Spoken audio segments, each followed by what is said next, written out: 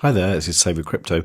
Okay, so this isn't really part of the 2K to a million challenge, but this is revisiting the account that we started with $2,000.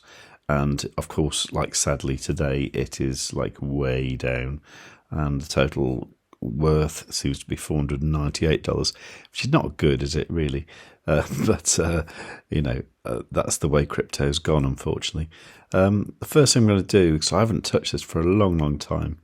By the way, this is the one I log in by using the Maiar extension. So this is different to my main Maiar DEX account. So yeah, I haven't logged in for a while. So what I can do here, there's $43 worth of MEX that I can reinvest. So let's do that. Let's just go reinvest. Okay, I'll just confirm that. And also what I was doing was I was farming with the LP farm, the MEX eGold one. I can do that here. So I can just go harvest all here. This is $73 worth of LK MEX. Okay, I can harvest that. Confirm.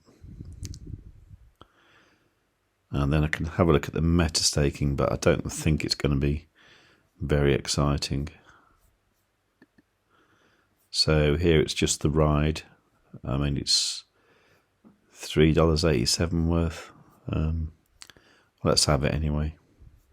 So I get 26.8 hollow ride, and I get 1.6 million locked MEX. Okay, that's a little bit more than I thought it would be, but let's have it anyway. So confirm that. Okay, so transaction successful. That looks all good. Oh, of course, what I could do now is I could, if I look here, I can see that I've got this LK MEX here worth $164. So I can reinvest that into the MEX farm. So we just go here and then stake that here. I could merge these separately, but there's only two, so I won't worry about it. So I'm farming for locked rewards here. So I'll stake that. And I can stake the other lot as well. Okay. So what I did was I looked back at my original 2K to a million video back from 9th January 2022, and I made a note of what I started off with, and I'll just put that on this text document here. So it was 5.0190 eGold, right? And I had 1,041,388 MEX, and I had 320.4532 ride. Okay, so it's a bit hard to see exactly what you've got now, but let's try and have a look. Okay, so if I was to withdraw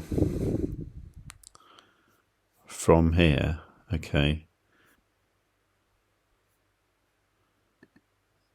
what I would get is that amount of MEX. Okay, so let's just put that there.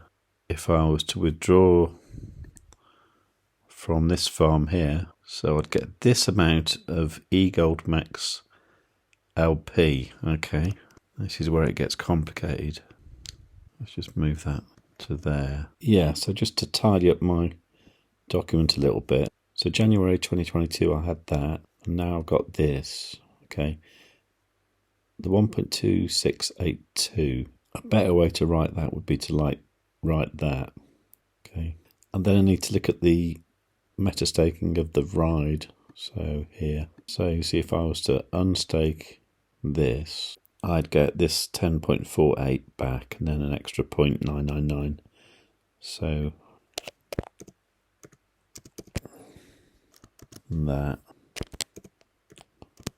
and then from here I get that much ride, this wrapped eGold, that LK MEX, and then after 9 to 10 days I'll get that much ride as well.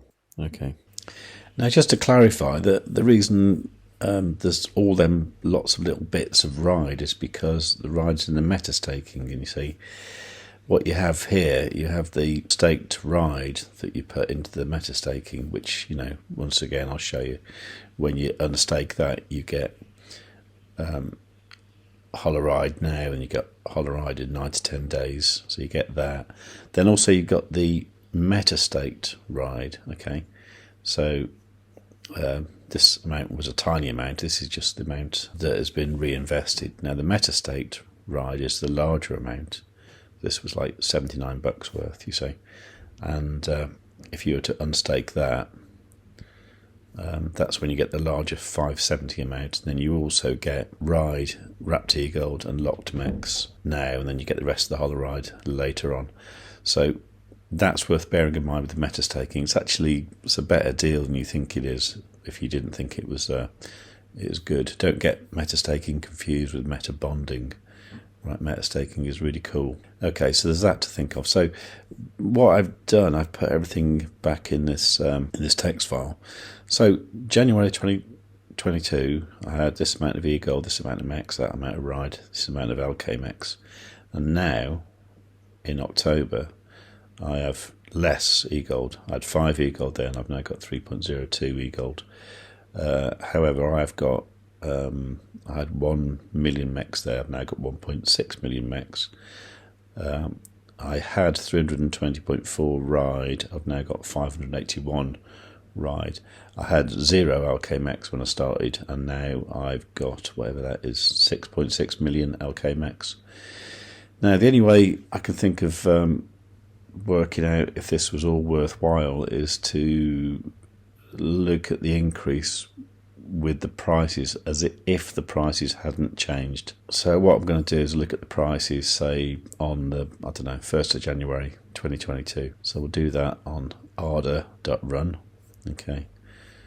So if we look at January, I just go for the right date. Let's go for January the 9th. Okay, so MEX was 0.00, so 000317. eGold was about $200, and Ride, let's have a look. Ride was varying quite a lot, but let's say 1.46. Okay, so I'll just work out these prices in dollars as if the price hadn't changed. Okay, so the way it's worked out is the eGold initially was worth like $1,000, the MEX about 331, Ride 476, and there was no LK MEX. So the total, as I worked it out, came to about 1810. So I'm obviously a little bit out there because it should have been more like 2,000, but it's not far off. And if they were the prices today, what I would have now is I'd have $4,075. And in fact, if you take away the LK MEX, you'll see that what I actually had was slightly more than I had in the first place. So the LK MEX is there on top, which is exactly what we expected, isn't it? So you got a bit of extra, or quite a lot of extra LK MEX, and a little bit more Ride from the meta staking, and that's what we expected. So is Maiar stealing your MEX or stealing your eGold? I don't think so.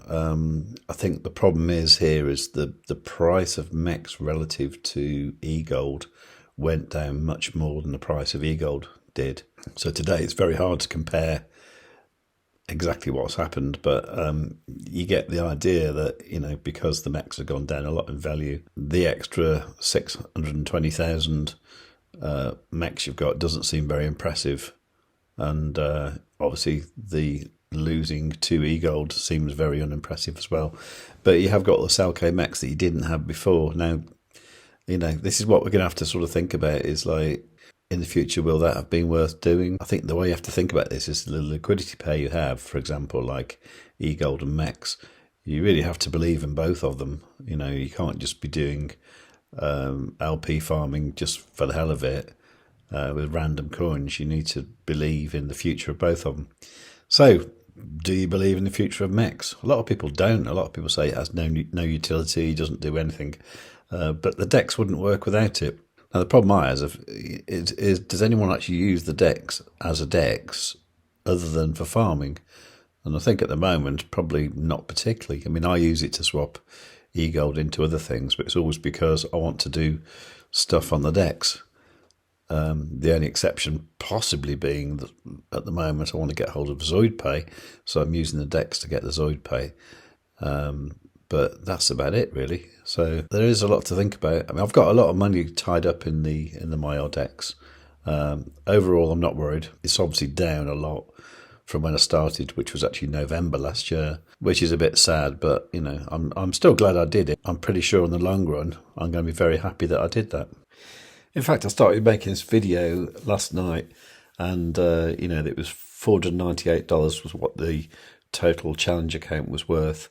And you know, this morning on Wednesday, it's worth $707. So, you know, it's up over $200 overnight. So, you know, I'm quite confident that it can do that again, get back to 1,000, then get back to 2,000, and then off we go.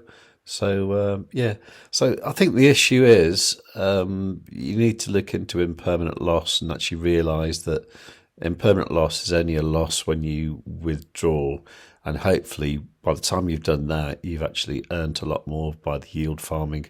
So there's that. I think that answers the question as far as I'm concerned anyway. But if you need to know more, I'll leave a couple of links in the description of this video, which are to videos which explain impermanent loss better than I can. But that's what you need to be aware of anyway. Now, what else you need to be aware of is the fact that you need to be notified of my videos. So make sure you're subscribed, make sure you've got notifications set on all. While you're down there, leave a nice comment, give the video a like, and above all, tell your friends.